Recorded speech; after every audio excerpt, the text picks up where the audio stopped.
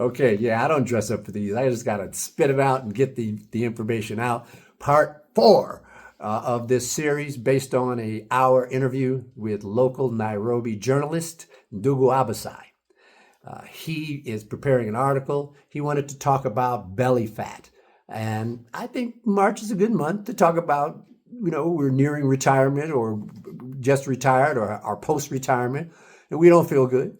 We're not in good health. So let's continue to talk about how we can raise your game, raise your health span, raise your vigor and vitality so that you can get out here and enjoy the time that you've earned.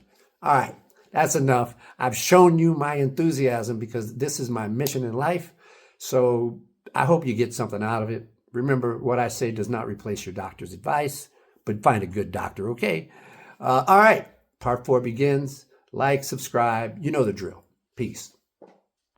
Do you have anything else? I know you're almost done with me. We're almost done because... And I'm about, 46 minutes in? This is great. I don't know what I'm going to do with this yet, but this is going to wind up on the channel. And Ndugu, I can't wait to see your article. And you probably want to get some screen grabs. We'll take some pictures. Yeah, we will. Yeah, because we don't have your professional photographer here. Yeah, we will.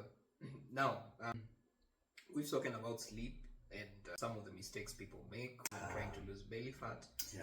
And actually make it worse. Maybe you might want to talk about that, the mistakes that people commonly make when they're trying to lose belly fat. And they actually make it worse. I thought about this last night. I spent about 90 minutes answering some of these questions because I wanted to be ready with some references in case down the road people ask me, well, where did you get that from? Well, you think you know it all, don't you? I don't know it all, but I'm always learning. I'm a student, but I'm further along than a beginner. I'm a continuous journeyman. All right. Some will call me an expert, and in some areas I probably am. But even an expert is still a student. Yes. When new information comes, which like they teach, I believe you can hear this in medical schools. In 10 years, half of what we teach you will be obsolete. So when we thought low fat was good, now we know it's not. I thought that certain things were causing the clogging of our arteries. Now we find out that the butter and the saturated fat was not causing the clogging in my arteries. It's the high insulin and the sugar and the hyperinsulinism that's causing it. Oh man, I was completely wrong. So, okay, mistakes. This is what I wrote. Liquid diets, focus on calorie restriction is a major mistake. Being a weekend warrior, just going out and exercising at the football game on the weekends with your friends, rather than developing some consistent exercise habits that are done. Because when you just work out once a week or something, you're more prone to get hurt, cause an injury, in which case you're out for months. So not a good strategy. So consistent exercise habits, and then everything we mentioned above, from good sleep. These are the mistakes we make, thinking that we can stay up late and sleep till 10 or 11 a.m. and still have healthy hormones and high performance. It's not going to happen. Now, you can only get away with that when you are in your teens and 20s. It won't last. Once you have crossed the 30th mark. Well, generally speaking, if you're living in modern society with all the modern poor habits and standard diets that are pressed upon us by companies that are making a profit at the expense of our health, those catch up with us by the end of our second decade. Because they were bad from the very beginning. So there is no age that it starts to become a problem. It's a problem that starts to become visibly apparent by the end of your 20s. But it's always been a problem. It's always been a problem. No matter what your age, we address it the same way. Now, finally, what markers should we track beside the scale to measure progress accurately? The 1800s, mid 1800s is when BMI was created, body mass index. During a different time in history where they were looking at groups, life expectancy was probably 40 or under 40 years old. They were looking at weight versus height as a ratio. That doesn't take into account how much lean body mass you have, or the state of your immune system, or any of these metabolic health factors that we currently know about. So I would think that your navel circumference is your measurement tool that has the highest value at this time, not your weight on the scale. Okay? In some cases, when you start to exercise, your weight will go up, especially initially, for different reasons. You're getting a higher blood volume to carry more oxygen to your muscles because you're starting to exercise and you were a couch potato before. So because you're carrying more liquid, more water, more blood, your weight might go up slightly. You see? Half a kilogram or something. You'll see an increase in weight. So weight can be deceptive. Weight does not tell you how much fat versus how much muscle and bone density you have. What if you have naturally strong muscles and dense, strong bones? You might have a BMI that says you're obese, when actually you're just muscular and have strong, high mineral and calcium content in your bones. You see? So forget that. Take a tape measure every week and measure from your navel around your waist, because that's a good measurement of the visceral fat inside your organs. And if you're doing this right, you'll see that start to shrink. If it's resistant, keep working at it. Sometimes your body will resist. When I was 6 inches bigger in visceral fat, the first 6 months of me trying to exercise and then getting injured because I'm carrying around this fat, it was too much fat to carry and run. So then I had to get a bike and then do something that I could do without getting hurt. It took about 6 months before I saw any improvement in my visceral fat. Because exercise alone wasn't doing it. And I didn't see much results in the first year. I saw a little change from cutting alcohol. And then that plateaued out. But I still was about 3 or 4 inches bigger. I lost about 2 inches from just quitting booze. But then to go the next step, exercise wasn't doing it. And that's when I said, darn, I'm going to have to do intermittent fasting and carbohydrate restriction. So then when I cut the carbs, it got rid of those bananas, got rid of pasta, cut the rice down, and started eating salad, meat, vegetables, non-starchy vegetables and things. When I did that, that last 4 inches was gone within 3 months. But I was strict. I did 16/8 nightly fasting.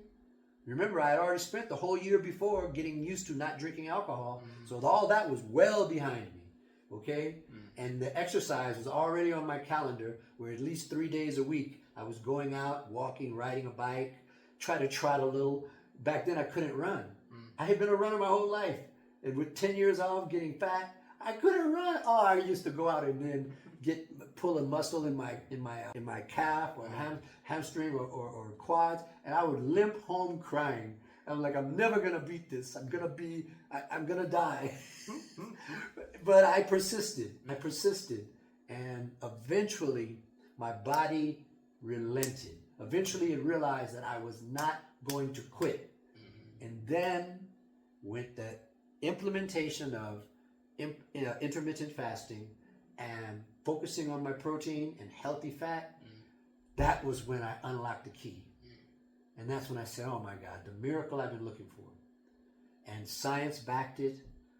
Our ancestors ate that way before we worried about cancer and obesity, before modern factory food.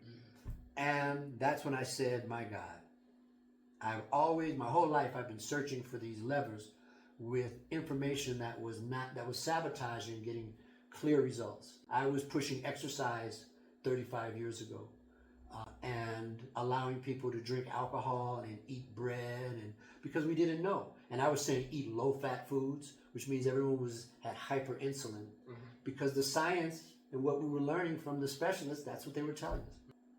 And that's why a lot of my clients could not overcome that barrier that is plaguing us now, because we're dealing with information that is 30 or 40 years old. The new information in the last 10 years negates all of that. So I guess that's all I got for you. Okay.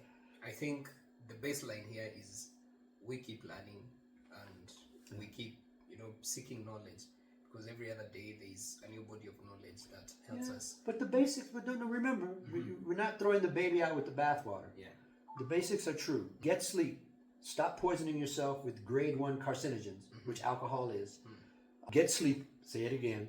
Walk. At the very minimum, walk every day if you can. Run if you can. If you can run a little bit. Build up to being able to run 5 kilometers or 3 miles. Build up to that. and you'll have a baseline of cardiovascular oxygen uptake, which even helps to inhibit cancer. Your body's ability to utilize oxygen, cancer likes anaerobic environments to grow.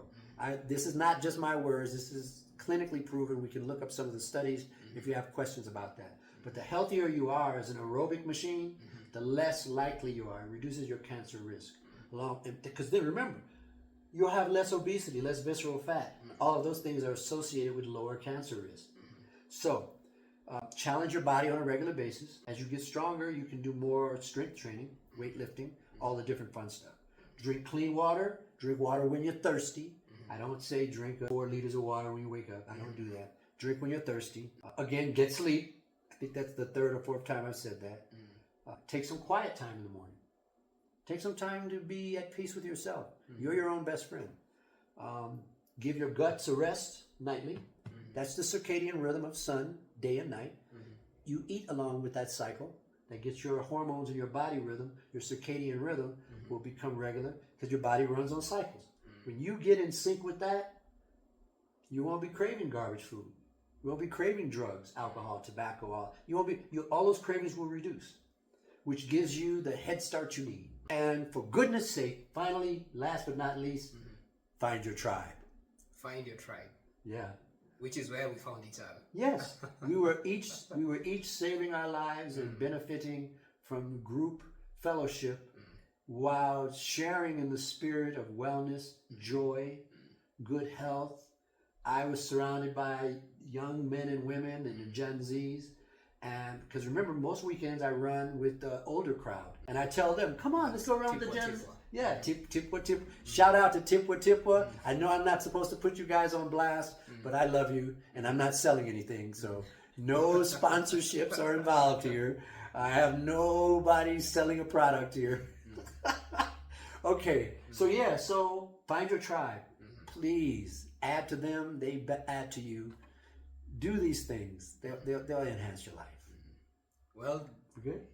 Thank you so much for doing this. As always.